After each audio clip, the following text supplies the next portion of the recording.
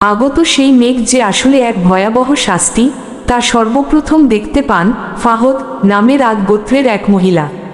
তিনি মেঘের ভেতরের রূপ স্পষ্ট দেখতে পেয়েই আতঙ্কে চিৎকার করে জ্ঞান হারিয়ে ফেলেন। চেতনা ফিরে আসার পর মানুষ তাকে জিজ্ঞেস করল, ফাহদ, তুমি কি দেখেছিলে?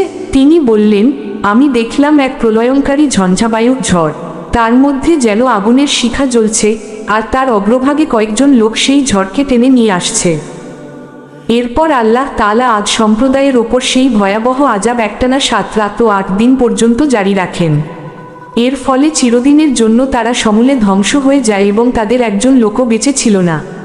অন্যদিকে হযরত হুদ মুমিনদের সাথে নিয়ে আগেই একটি প্রাচীরবেষ্টিত নিরাপদ স্থানে চলে গিয়েছিলেন।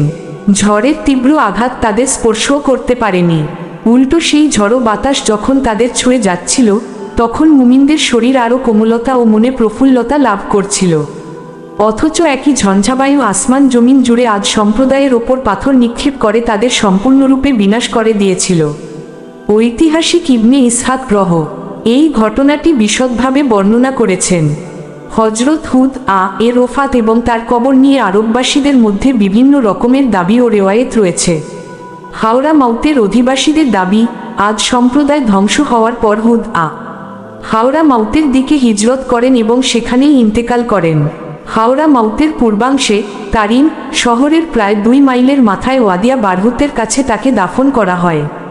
হযরত আলী এর রেওয়ায়েত, তার একটি বর্ণনা অনুযায়ী হুদ এর কবর হাওরা মাউতের কাসিরে আহমায় অর্থাৎ একটি লাল টিলার চূড়ায় অবস্থিত এবং তার শিয়েরের কাছে একটি ঝাউগাছ রয়েছে। ফিলিস্তিনবাসীদের দাবি, তাদের মতে তিনি ফিলিস্তিনে সমাহিত হয়েছেন এবং সেখানে তারা তার কবর পাকা করে রেখেছে ও বার্ষিক ওরস পালন করে। বিবরণটি সবচেয়ে শুদ্ধ ও যুক্তিযুক্ত বলে মনে করা হয়, কারণ আদ সম্প্রদায়ের মূল বসতিগুলো হাওরা মাউতের কাছাকাছিই ছিল। তাই স্বভাবতই ধ্বংসযজ্ঞের পর হযরত হুদ কাছের এলাকাতেই অবস্থান করেছিলেন এবং সেখানেই ইহকাল ত্যাগ করেন। যে ব্যক্তি আদ সম্প্রদায়ের এই ইতিহাস পাঠ করবে, তার চোখের সামনে হযরত হুদ এর এক মহান ব্যক্তিত্ব ভেসে উঠবে, যিনি ছিলেন গাম্ভীর্য ও দৃঢ়তার এক মূর্ত প্রতীক এবং যার অবয়বে ভদ্রতা ছিল সুস্পষ্ট। তিনি যা বলতেন তা আগে থেকেই পরিমাপ ও চিন্তা করে নিতেন। পরিণাম ভালো না মন্দ হবে তা ভেবেই কওমের কঠোর ও কর্কশ ব্যবহারের জবাব অত্যন্ত ধৈর্যের সাথে দিতেন।